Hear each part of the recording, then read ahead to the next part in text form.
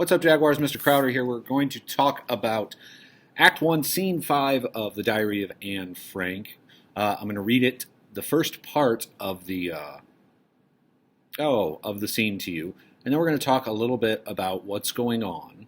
We're also going to talk a little bit about foreshadowing. Now, foreshadowing means that an author is dropping hints in the text to tell you that something is coming. And so the first part of this scene, I want you to see if you can find any kind of foreshadowing. Any hints that the author might be making to something else coming in the second half of the scene. I also want you guys to understand that they are celebrating Hanukkah, which is the Jewish celebration of lights. And so there is some what we call exposition about Hanukkah here in this section. So if you'd like to follow along, I'm starting at the bottom of page 138 in Scene 5. So here we go. It is the first night of the Hanukkah celebration. Mr. Frank is standing at the head of the table on which is the menorah. He lights the shamus, or servant candle, and holds it as he says the blessing. Seated, listening to, is all of the family dressed in their best. The men wear hats. Peter wears his cap.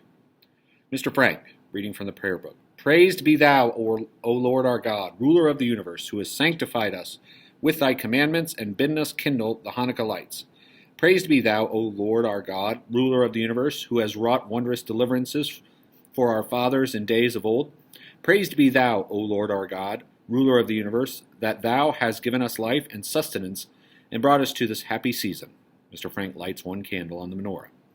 We kindle this Hanukkah light to celebrate the great and wonderful deeds wrought through the zeal with which God filled the hearts of the heroic Maccabees 2,000 years ago. They fought against indifference, against tyranny and oppression, and they restored our temple to us. May these lights remind us that we should ever look to God, whence cometh our help. Amen. All amen. Mrs. Frank. I lift up mine eyes unto the mountains, from whence cometh my help. My help cometh from the Lord who made heaven and earth. He will not suffer thy foot to be moved. He that keepeth thee will not slumber. He that keepeth Israel doth neither slumber nor sleep. The Lord is thy keeper. The Lord is thy shade upon thy right hand. The sun shall not smite thee by day, nor the moon by night. The Lord shall keep thee from all evil. He shall keep thy soul. The Lord shall guard thy going out and thy coming in, from this time forth and forevermore. Amen. All amen. Dusel. That was very moving. Anne. It isn't over yet, Mrs. Van Daan. Sit down, Anne. There are a lot more songs and presents. Dusel. Presents? Mrs. Frank. Not this year, unfortunately, Mrs. Van Daan. But always on Hanukkah, everybody gives presents. Everyone. Dusel. Like our St. Nicholas Day. Mrs. Van Daan. No, not like St. Nicholas. What kind of Jew are you that you don't know Hanukkah? Mrs. Frank. I remember particularly the candles. First one, as we have tonight. Then the second night you light 2 candles. The next night 3. And so on until you have 8 candles burning.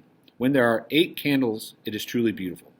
Mrs. Van Daan. And the potato pancakes. Mr. Van Daan. Don't talk about them. Mrs. Van Daan. I make the best latkes you ever tasted. Mrs. Frank. Invite us all next year, in your own home. Mr. Frank. God willing. Mrs. Van Daan. God willing. Margot. What I remember best is the presents we used to get when we were little. 8 days of presents, and each day they got better and better. Mrs. Frank. We are all here, alive. That is present enough. Anne. No, it isn't. I've got something. She rushes into her room hurriedly, puts on a little hat improvised from the lampshade, grabs a satchel bulging with parcels, and comes running back. Mrs. Frank. What is it, Anne? Presents. Mrs. Van Daan. Presents? Dusel. Look. Mr. Van Daan. What's she got on her head? Peter. A lampshade. Anne. She picks out one at random. This is for Margot. Read it out loud. Margot. You have never lost your temper. You never will, I fear. You are so good, but if you should, put all your crosswords here. She tears open the package. A new crossword puzzle book. Where did you get it? Anne. It isn't new. It's one that you've done. But I rubbed it all out, and if you wait a little and forget, you can do it all over again. Margot. It's wonderful, Anne. Thank you. You'd never know it wasn't new. From outside, we hear the sound of a streetcar passing. Anne. Mrs. Van Daan? Mrs. Van Daan. This is awful. I haven't anything for anyone. I never thought, Mr. Frank. This is all Anne's idea. Mrs. Van Daan, holding up a bottle. What is it? And it's hair shampoo. I took all the odds and ends of soap and mixed them with the last of my toilet water. Mrs. Van Daan. Oh, Annika. Anne, I wanted to write a poem for all of them, but I didn't have time. Offering a large box to Mr. Van Daan. Yours, Mr. Van Daan, is really something.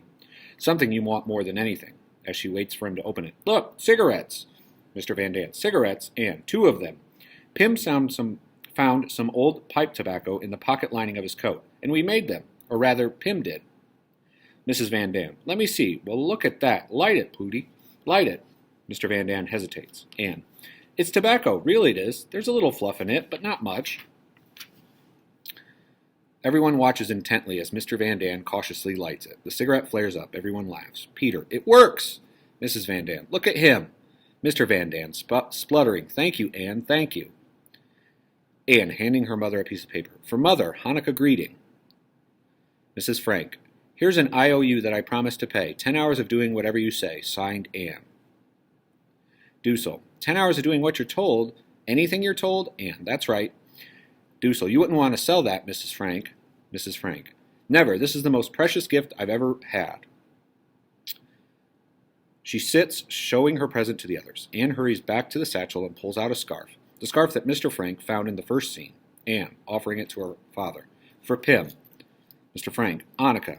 I wasn't supposed to have a present. Anne. It's a muffler, to put around your neck. Like an ascot, you know. I made it myself out of odds and ends. I knitted it in the dark each night after I'd gone to bed. I'm afraid it looks better in the dark. Mr. Frank. It's fine. It fits me perfectly. Thank you, Anela. Anne hands Peter a ball of paper with string attached to it. Anne. That's for Mushi. Peter, rising to bow. On behalf of Mushi, I thank you. Anne.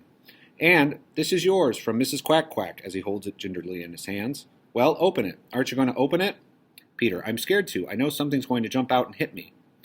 Anne. No, it's nothing like that, really. Mrs. Van Daan. What is it, Peter? Go on, show it.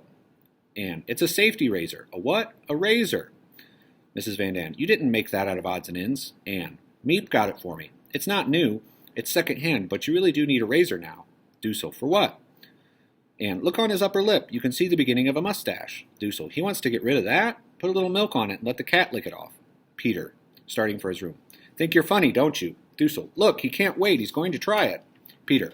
I'm going to give Mushi his present. He goes into his room, slamming the door behind him. Mr. Van Daan. Mushi, Mushi, Mushi. Anne brings a gift to Dussel. And last but never least, my roommate, Mr. Dussel. Dussel. For me? You have something for me? I made them myself. Dussel. Capsules? 2 capsules? And they're earplugs. Earplugs? To put in your ears so you won't hear me when I thrash around at night. I saw them advertised in a magazine. They're not real ones. I made them out of cotton and candle wax. Try them. See if they don't work. See if you can hear me talk. Dussel, putting them in his ears. Wait now until I get them in. So, Anne, are you ready? Huh. Are you ready? Good God, they've gone inside. I can't get them out. They all laugh as Dussel jumps about trying to shake the plugs out of his ears. Finally, he gets them out. Thank you, Anne. Thank you. And they all say how nice that was. And they want Anne. And now let's have the song, Father, please. To Dussel. Have you heard the Hanukkah song, Mr. Dussel? The song is the whole thing. She sings, O Hanukkah, the sweet celebration. Mr. Frank, quieting her. I'm afraid, Anne, we shouldn't sing the song tonight. To Dussel. It's a song of jubilation, of rejoicing. One is apt to become too enthusiastic. Anne. Oh, please, please, let's sing the song. I promise not to shout. Very well, but quietly now. I'll keep an eye on you, and when, as Anne starts to sing, she is interrupted by Dussel, who is snorting and wheezing. Dussel, pointing to Peter. You! Peter is coming from his bedroom, ostentatiously holding a bulge in his coat as if he were holding his cat, dangling Anne's present before it. How many times? I told you, out, Mr. Van Daan. What's the matter with you? Haven't you got any sense? Get that cat out of here. Peter, innocently. Cat? We're going to stop there. Now, I know it's in the middle of the scene, but you can see that they're celebrating Hanukkah. They're celebrating their heritage, and they're doing this in the confines of this annex where they're hiding. But I also wanted you to see if there were any hints in there of foreshadowing. And so for your assignment today, I'm not only going to ask you to define foreshadowing, but also see if you can find an example in what I just read of some foreshadowing that may come in the second half of the scene. Is there anything there that intimates or hints that there may be something coming? That is your task for today. If you have any questions or anything like that, again, do not hesitate to ask me. I am here to help you guys. Have a great Tuesday, Jaguars, and I will talk to you later.